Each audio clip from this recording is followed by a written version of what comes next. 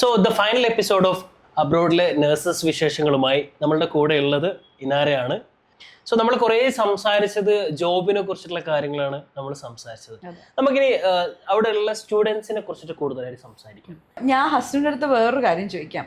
ഇപ്പോൾ അബ്രോഡ് പോകുന്ന കുട്ടികൾ കൂടുതൽ ആൾക്കാരും ഡ്രോപ്പ് ചെയ്യുന്ന റീസൺ എന്ന് പറഞ്ഞാൽ എക്സ്പെൻസ് തന്നെയാണ്. അവർക്ക് ആഗ്രഹം ഇല്ലാഞ്ഞിട്ടല്ല, അവർക്ക് പോകണം എന്നുണ്ട്, അവർക്ക് അവിടേക്ക് എക്സ്പ്ലോർ ചെയ്യണമെന്നുണ്ട്, പഠിക്കണം എന്നുണ്ട്. പക്ഷേ എക്സ്പെൻസ്, അവർക്ക് പോകുന്നതിൻ്റെ എക്സ്പെൻസ് അല്ലെങ്കിൽ അവിടുത്തെ ജീവിക്കുന്നതിൻ്റെ എക്സ്പെൻസ്. അപ്പോൾ നിങ്ങളെ സ്റ്റെർലിംഗ് സ്റ്റഡി അബ്രോഡിനെ ഇങ്ങനെ കുട്ടികളിങ്ങനെ കോൺടാക്ട് ചെയ്യുമ്പോൾ അപ്പോൾ അതിന് നിങ്ങൾക്ക് എന്ത് ചെയ്യാനായിട്ട് പറ്റും? നിങ്ങളങ്ങനെ ഹെൽപ്പ് ചെയ്യാറുണ്ടോ എന്തെങ്കിലും? ഇനാര, നമുക്ക് അബ്രോഡിലേക്ക് നോക്കുകയാണെങ്കിൽ കുറേ ഓപ്പർച്യൂണിറ്റീസ് സ്റ്റുഡൻസിനുണ്ട്. അതായത് UK പോലുള്ള ഒരു കൺട്രി എക്സ്പെൻസീവ് ആണെന്ന് പറയുന്നുണ്ട്, അല്ലെങ്കിൽ അബ്രോഡ് പഠിക്കാൻ പോകുന്ന എക്സ്പെൻസീവ് ആണെന്ന് പറയുന്നുണ്ട്. പക്ഷെ നമ്മൾ ചിന്തിച്ച് നോക്കുകയാണെന്നുണ്ടെന്നുണ്ടെങ്കിൽ നമുക്ക് അബ്രോഡിൽ പഠിക്കാൻ വേണ്ടി ഇപ്പോൾ ഇറ്റലി എന്ന് പറയുന്നൊരു കൺട്രി സ്റ്റുഡൻസ് പഠിക്കുന്ന സമയത്ത് ഫ്രീ എഡ്യൂക്കേഷനും പഠിച്ചുകൊണ്ടിരിക്കുന്ന സമയത്ത് ഇങ്ങോട്ടേക്ക് സ്റ്റൈഫൻഡ് കിട്ടുന്ന യൂണിവേഴ്സിറ്റീസ് ആണ് എന്ത് ചെയ്യുന്നത് ഇറ്റലിയിലുള്ളത്. ഇപ്പോൾ ജർമ്മനി നോക്കുകയാണെന്നുണ്ടെങ്കിൽ ഫുള്ളി ഫണ്ടഡ് സ്കോളർഷിപ്പിൽ ഒരു പൈസ ചിലവില്ലാതെ അവിടെ പോയി പഠിക്കാൻ വേണ്ടി പറ്റും. ഓക്കെ, UK തന്നെ വെയിൽസ് ഗവൺമെൻറ് പ്രൊവൈഡ് ചെയ്യുന്ന BSc നഴ്സിംഗ് പഠിക്കാൻ വേണ്ടിയിട്ട് ഫുള്ളി ഫണ്ടഡ് സ്കോളർഷിപ്സ് പ്രൊവൈഡ് ചെയ്യുന്നുണ്ട്. സോ ഇങ്ങനെ കുറേ സ്കോളർഷിപ്സ് കാര്യങ്ങളുണ്ട്. സോ സ്കോളർഷിപ്സ് കിട്ടണം, ഒബ്വിയസ്ലി അവർക്ക് എന്ത് ചെയ്യണം, മാർക്ക് വേണം. മാർക്കില്ലാത്ത കുട്ടിക്ക് എന്ത് ചെയ്യത്തില്ല, സ്കോളർഷിപ്പ് കിട്ടത്തില്ല. സോ ഒരു സ്റ്റുഡൻസ് ആയിട്ടുള്ള അല്ലെങ്കിൽ പഠിക്കുന്ന കുട്ടിക്കായിരിക്കും എന്ത് ചെയ്യുന്നത് ഇങ്ങനെയുള്ള സ്കോളർഷിപ്പ് കിട്ടുക. ഇപ്പോൾ ഫ്രാൻസിൽ പഠിക്കാൻ വേണ്ടി പോവുകയാണെന്നുണ്ടെങ്കിൽ CAF എന്ന് പറയുന്നൊരു സംവിധാനമുണ്ട്. അതായത് അക്കോമഡേഷൻ്റെ 40% സ്റ്റുഡൻസിന് റീഇംബേഴ്സ്മെന്റ് കിട്ടുന്നത്. സോ ഓരോരോ സ്റ്റുഡൻസിന്റെ പ്രൊഫൈൽ നോക്കിയിട്ട് നമുക്ക് അവർക്ക് ബെറ്റർ ആയിട്ടുള്ള കോഴ്സ് സജസ്റ്റ് ചെയ്ത് കൊടുക്കാൻ വേണ്ടി പറ്റുന്നുണ്ട്. ഇപ്പോൾ ഒരു 5 lakhs 6 lakhs ഉള്ളൂ അവരുടെ കയ്യിൽ ബഡ്ജറ്റ്. അങ്ങനെയാണെന്നുണ്ടെങ്കിൽ അവർക്ക് പോകാൻ പറ്റുന്ന ഷെങ്കൻ കൺട്രീസ് ഇഷ്ടംപോലെ ഉണ്ട്. ലാത്വിയ, ലിത്വാനിയ, ഓസ്ട്രിയ എന്നെല്ലാം പറയുന്ന കുറേ കൺട്രീസ് 5 or 6 lakhs മതി. ഈവൻ UK നമ്മൾ നോക്കുകയാണെന്നുണ്ടെന്നുണ്ടെങ്കിൽ ഒരു 10 to 15 lakhs ഇയർലി ഫീസ് വരികയാണെന്നുണ്ടെങ്കിൽ ഇവിടുന്ന് പോകുന്നതിന് മുന്നേ 3 lakhs 5 lakhs ഒക്കെ മിനിമം പേ ചെയ്തിട്ട് അവർക്ക് ഫ്ലൈ ചെയ്യാൻ വേണ്ടി പറ്റുന്നു. ബാലൻസ് അവിടെ അവർക്ക് എത്തിയിട്ട് എന്ത് ചെയ്യുക, പാർട്ട് ടൈം ജോബ് കാര്യങ്ങൾ ചെയ്തിട്ട് പേ ചെയ്യാൻ വേണ്ടി പറ്റും. പിന്നെ സ്റ്റെർലിങ്ങിൻ്റെ സർവീസസിൽ നോക്കുകയാണെങ്കിൽ ഒരു സ്റ്റുഡൻറ്റ് വന്നിട്ട് അവർക്കൊരു ഡിസയർ ഉണ്ട്, പോവാനുള്ള ഒരു ആഗ്രഹം ഉണ്ട് എന്നുണ്ടെന്നുണ്ടെങ്കിൽ അവർ നമ്മൾ എന്തായാലും എന്ത് ചെയ്യും, അബ്രോഡിലാവും നമ്മൾ എത്തിക്കും. അവർക്ക് പറ്റുന്ന റൈറ്റ് ആയിട്ടുള്ള കസ്റ്റമൈസ് ചെയ്തിട്ടുള്ള കോഴ്സസ് കാര്യങ്ങൾ നമുക്ക് കൊടുക്കാൻ വേണ്ടി പറ്റും. അതേപോലെ തന്നെ കുട്ടികൾക്ക് വേണ്ടിയിട്ടുള്ള അവരുടെ അക്കൗണ്ടിൽ കാണിക്കേണ്ട പൈസയാണെന്നുണ്ടെന്നുണ്ടെങ്കിലും അവർക്ക് വേണ്ടിയിട്ടുള്ള ട്യൂഷൻ ഫീസിന്റെ പൈസയാണെന്നുണ്ടെങ്കിൽ നമ്മൾ എഡ്യൂക്കേഷൻ ലോൺ കാര്യങ്ങൾ സ്റ്റുഡൻസിന് എന്ത് ചെയ്യുന്നുണ്ട്, നമ്മൾ തന്നെ റെഡിയാക്കി കൊടുക്കുക. അതൊരു സിവിൽ സ്കോർ ഇല്ലാത്തതോ അല്ലെങ്കിൽ ബാക്ക്ഗ്രൗണ്ട് ഇല്ലാത്തതോ ആയിട്ടുള്ള സ്റ്റുഡൻസിന് വരെ നമുക്ക് എന്ത് ചെയ്യാൻ പറ്റുന്നുണ്ട്, നമുക്ക് ചെയ്തു കൊടുക്കാൻ വേണ്ടി പറ്റുന്നുണ്ട്. സോ നമ്മളടുത്ത് വരുന്ന ഒരു സ്റ്റുഡന്റിന്റെ ഡ്രീം നമ്മൾ എന്ത് ചെയ്യുന്നില്ല, തട്ടി മാറ്റുന്നില്ല. അവർക്ക് അത് അച്ചീവ് ചെയ്യാൻ ഏത് ബെറ്റർ ആയിട്ട് ഏത് യൂണിവേഴ്സിറ്റിയിലേക്ക് ഏത് കൺട്രിയിലേക്ക് എന്നുള്ള രീതിയിലേക്ക് നമ്മൾ കുട്ടികൾക്ക് ചെയ്തു കൊടുക്കുന്നു. അതൊരു വലിയ കാര്യം തന്നെയാണ്. അതൊരു വലിയൊരു കാര്യം തന്നെയാണ്. എനിക്ക് ഈ സിബിൽ സ്കോർ ഈ ലോണിന്റെ ഒക്കെ കാര്യം പറയുമ്പോൾ എനിക്കത് അറിയില്ലായിരുന്നു കേട്ടോ. It's a big thing. So CIBIL score ഇല്ലാത്ത സ്റ്റുഡൻസിന് കിട്ടും. എന്തുകൊണ്ടാന്ന് വെച്ചിട്ടുണ്ടെങ്കിൽ നമ്മളിപ്പോൾ SBI നോക്കുകയാണെന്നുണ്ടെങ്കിൽ ഒരു QS വേൾഡ് 1000 റാങ്കിങ്ങിൻ്റെ ഉള്ളിലുള്ള യൂണിവേഴ്സിറ്റി ആണെന്നുണ്ടെങ്കിൽ അവർക്ക് സിബിലും വേണ്ട കൊലാട്രൽ ഒന്നും ഇല്ലാതെ തന്നെ അവർ എന്ത് ചെയ്യുന്നുണ്ട്, എഡ്യൂക്കേഷൻ ലോൺ പ്രൊവൈഡ് ചെയ്ത് കൊടുക്കുന്നുണ്ട് സ്റ്റുഡൻസിന്. അത് 10-15 ലക്ഷം അല്ല, 25-35 lakhs വരെ എന്ത് ചെയ്യുന്നുണ്ട്, കൊലാട്രൽ ഇല്ലാതെ സ്റ്റുഡൻസിന് കിട്ടുന്നുണ്ട്. സോ ഇനാര ഇപ്പോൾ രജിസ്റ്റേർഡ് നഴ്സായിട്ട് UK വർക്ക് ചെയ്യാണ്. കുറേ സ്റ്റുഡൻസിനെ കണ്ടിട്ടുണ്ടാവും. ഇപ്പം നമ്മൾ സംസാരിച്ചിട്ടുണ്ട്, കുറേ സ്റ്റുഡൻസ് ഫെയിലായ സ്റ്റുഡൻസിനെ കുറിച്ച് നമ്മൾ സംസാരിച്ചിട്ടുണ്ട്. പല യൂണിവേഴ്സിറ്റീസ് സ്റ്റുഡൻസിനെ ഫെയിൽ ആക്കുന്ന വരെ സിറ്റുവേഷൻസ് വരുന്നുണ്ട്. അത് അവർ ഏത് റൈറ്റ് ആയിട്ടുള്ള യൂണിവേഴ്സിറ്റിയിൽ അപ്ലൈ ചെയ്യാത്തത് കൊണ്ടോ അല്ലെങ്കിൽ റൈറ്റ് ആയിട്ടുള്ള കോഴ്സസ് എടുക്കാത്തത് കൊണ്ടോ അല്ലെങ്കിൽ സ്റ്റുഡൻസിന് പറ്റാത്ത കോഴ്സ് എടുക്കുന്നത് കൊണ്ടോ ആയിരിക്കും. സോ ഇങ്ങനെയുള്ള കുറേ റോങ് ഡിസിഷൻസ് നടക്കുന്നുണ്ട്. സോ ഒരു കൺസൾട്ടൻസിയുടെ ഓണർ എന്ന നിലയിൽ എനിക്ക് ഇനാരുടെ അടുത്ത് ചോദിക്കാനുള്ളത്, ഒരു സ്റ്റുഡൻസ് ഒരു കൺസൾട്ടൻസി ചൂസ് ചെയ്യുന്ന സമയത്ത് അവരെന്തൊക്കെയാണ് അവർ നോക്കേണ്ടത്? ഇപ്പോൾ ഒരു കൺസൾട്ടൻസി ഓഫ് കോഴ്സ് നമുക്ക് ട്രസ്റ്റബിൾ ആയിട്ടുള്ള ഒരു കൺസൾട്ടൻസി ആയിരിക്കണം. നമുക്കൊരു എപ്പോൾ വിളിച്ചാലും നമുക്കൊരു മറുപടി കിട്ടുന്ന ഒരു സ്ഥലമായിരിക്കണം.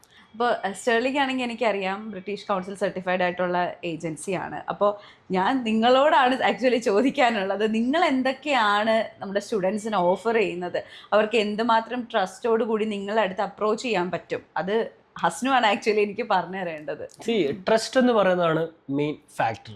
സ്റ്റുഡൻസിനെ നോക്കുന്ന സമയത്ത് അവരുടെ പാരൻസിന്, എൻ്റെ മകൾ അവിടെ എത്തിയില്ല, മകൻ അവിടെ എത്തിക്കഴിഞ്ഞാൽ എന്ത് ചെയ്യും എന്നുള്ള രീതിയിൽ. സോ ട്രസ്റ്റ് എന്ന് പറയുന്ന ഒരു ഫാക്ടറിൽ വരുന്ന സമയത്തിന് നമ്മളുടെ സോഷ്യൽ മീഡിയ പേജസിൽ നോക്കുകയാണെന്നുണ്ടെങ്കിൽ നമ്മളുടെ സ്റ്റുഡൻസിൻ്റെ എക്സ്പീരിയൻസ് അവർ തന്നെ പറയുന്നുണ്ട്. അതായത് അവർക്ക് എങ്ങനെയൊക്കെയായിരുന്നു എക്സ്പീരിയൻസ് ഉണ്ടായത് യൂണിവേഴ്സിറ്റി കോഴ്സസ് ഷോർട്ട് ലിസ്റ്റ് ചെയ്യുന്ന സമയത്ത്. സോ ഒരു കൺസൾട്ടൻസി അല്ലെങ്കിൽ ഒരു ഏജൻസി ചൂസ് ചെയ്യുന്ന സമയത്ത് അവരുടെ അപ്രൂവൽസ് നോക്കുക, അവരുടെ അഫിലിയേഷൻസ്, നമ്മളുടെ സ്റ്റുഡൻസിനെ അഡ്വൈസ് ചെയ്യുന്ന അല്ലെങ്കിൽ കൗൺസിൽ ചെയ്യുന്ന എല്ലാ കൗൺസിലേഴ്സും ബ്രിട്ടീഷ് കൗൺസിൽ സർട്ടിഫൈഡ് ആയിട്ടുള്ള ഏജൻസീസ് ആണ് നമ്മൾ. സോ എല്ലാവർക്കും എല്ലാ നോളജും ഉണ്ട്. പിന്നെ ഇനാര പറഞ്ഞ പോലെ റെസ്പോൺസീവ് ആയിരിക്കണം. സോ അതാണ് മെയിൻ കാര്യം. നമ്മളുടെ കൗൺസിലേഴ്സ് സ്റ്റുഡൻസിന് എപ്പോഴും റെസ്പോൺസീവ്. ഈവൻ സൺഡേ ആണെന്നുണ്ടെങ്കിൽ തന്നെ നമ്മുടെ കൗൺസിലേഴ്സ് അവൈലബിൾ ആണ് നമ്മുടെ സ്റ്റുഡൻസിന് ഒരു എൻക്വയറി ആൻസർ ചെയ്യാൻ വേണ്ടി. പിന്നെ ഇവിടുന്ന് ഒരു സ്റ്റുഡൻറ്റിന് ആപ്ലിക്കേഷൻ ഇട്ടു, യൂണിവേഴ്സിറ്റി ഓഫർ എടുത്തു കൊടുത്ത്, വിസ എടുത്തു കൊടുത്തു, അതിലൂടെ നമ്മൾ കഴിയുന്നില്ല. അവിടെ എത്തിക്കഴിഞ്ഞു കഴിഞ്ഞാൽ അവർക്ക് വേണ്ടിയിട്ടുള്ള അസിസ്റ്റൻസ്, പാർട്ട് ടൈം ജോബ് ആണെന്നുണ്ടെങ്കിലും അക്കോമഡേഷൻ ആണ്, ഒരു ലോക്കൽ ഗാർഡിയനെ പോലെയും ഞങ്ങൾ എന്ത് ചെയ്യുന്നുണ്ട്, ആക്ട് ചെയ്യുന്നുണ്ട് സ്റ്റുഡൻസിന്. അത് ഭയങ്കര ഇമ്പോർട്ടൻ്റ് ആണ്. കാരണം കുട്ടികൾക്ക് എന്തെങ്കിലും ഒരു സ്ട്രഗിൾ വരുമ്പോൾ അവർ ആദ്യം വീട്ടിൽ വിളിച്ച് അവരെ ബുദ്ധിമുട്ടിക്കേണ്ട, അവർക്ക് വിഷമം വരണ്ടെന്ന് പറഞ്ഞിട്ട് ചിലപ്പോൾ ഒരു ഏജൻസി, അവരെ വിട്ട ഏജൻസിയിലായിരിക്കും അവര് ഉറപ്പായിട്ടും കണക്ട് ചെയ്യാൻ നോക്കുന്നത്. അപ്പോൾ നിങ്ങൾ അവൈലബിൾ ആണെങ്കിൽ അതിൽ ഏറ്റവും വലിയ ഷുവർ ആയിട്ട് ഞങ്ങൾ അവൈലബിൾ ആണ്, സ്റ്റുഡൻസിന് ആൻസറബിൾ ആയിട്ട് നമ്മൾ അവൈലബിൾ ആണ്. സോ അങ്ങനെയുള്ള അവൈലബിലിറ്റി ഉള്ളത് കൊണ്ടാണ് നമ്മൾ ഈ ഒരു ചെറിയൊരു സ്പാനിൽ തന്നെ നമുക്ക് ഇത്രയൊരു ഗ്രോത്ത് അച്ചീവ് ചെയ്യാൻ വേണ്ടി പറ്റിയത്. ഓരോരോ സ്റ്റുഡൻസിനെ നമ്മൾ റിക്രൂട്ട് ചെയ്ത് പല യൂണിവേഴ്സിറ്റിയിൽ അവർ അഡ്മിഷൻ എടുക്കുന്ന സമയത്ത് അവർ അത്രയും ഹാപ്പിയാണ്.